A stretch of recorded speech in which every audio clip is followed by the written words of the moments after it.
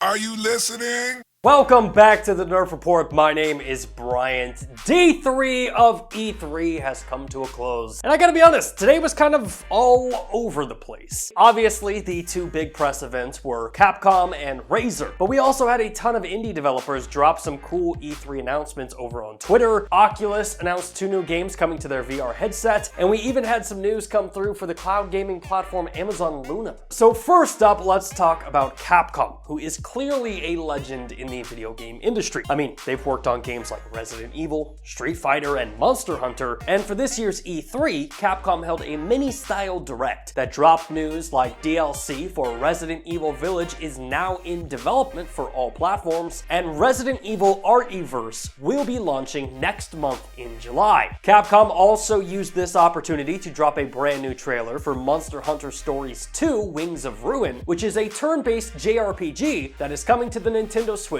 on July 9th. And in typical Nintendo fashion, Monster Hunter Stories 2 Wings of Ruin will be receiving their own set of amiibos and a trial version of the game, which will be available on June 24th. And the final Capcom announcement was the Great Ace Attorney Chronicles will be arriving on PlayStation, PC, and the Nintendo Switch on July 27th. Now, moving on from Capcom, hardware manufacturer and who I am assuming is the largest consumer of RGB LEDs in the world, Razer took the stage next. And a good portion of Razer's press conference was used to promote their new 14-inch gaming laptop, which is currently being billed as the most powerful 14-inch gaming laptop in the world. Now, admittedly, this thing is pretty powerful, as it features an NVIDIA GeForce 3080 GPU and an AMD Ryzen 9 processor. And the laptop is extremely compact as well, with Razer boasting that the entire laptop is 16.8 millimeters thin. Now, Razer also showed off their new Project Hazel RGB masks, which will be launching in the fourth quarter of 2021. And honestly, I feel like these will be popular in the EDM community, but Razer really missed the mark, seeing that the pandemic is now pretty much over.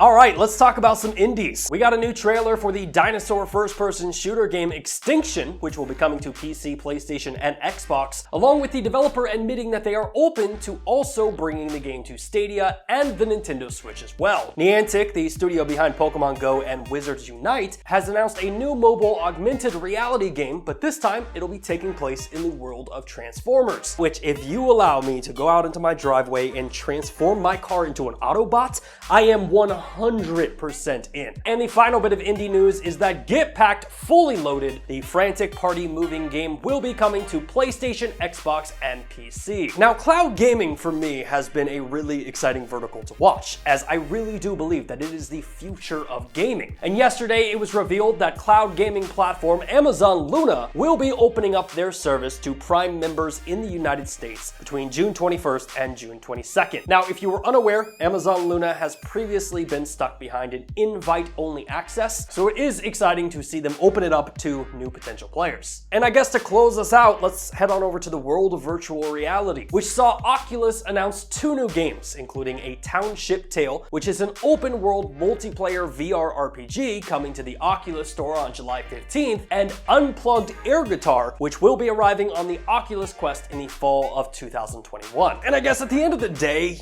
this was probably the weakest of all 3 days at E3 so far. Granted, I think the indie teams dropped some really cool news on Twitter, which is kind of becoming its own E3 stage in a way. And if I had to choose a winner and a loser, my winner would be the indies, because somehow, in a day filled with huge names like Capcom and Razer, their announcements got me more excited than anything that the other companies announced. And you probably see where I'm going with this. My loser is Capcom. Yes, the news of Resident Evil Village DLC is cool, but this press conference felt extremely unnecessary, as none of these announcements were earth-shattering or anything that could have been announced during another press conference. But like the rest of our E3 coverage, this of course is just my opinion. I'm more interested to hear your thoughts. What did you think of day 3 of E3? What was your favorite announcement? Let me know your thoughts in the comment section down below. Hey, thanks again for checking out our channel. If you like what you saw and you want to see more content just like it, which who wouldn't, hit the subscribe button right there. And while you're down there, hit the like button. Maybe even consider becoming a Nerf Report best friend, just like the people listed down below did. In fact, don't you want to see your name there? I know I do.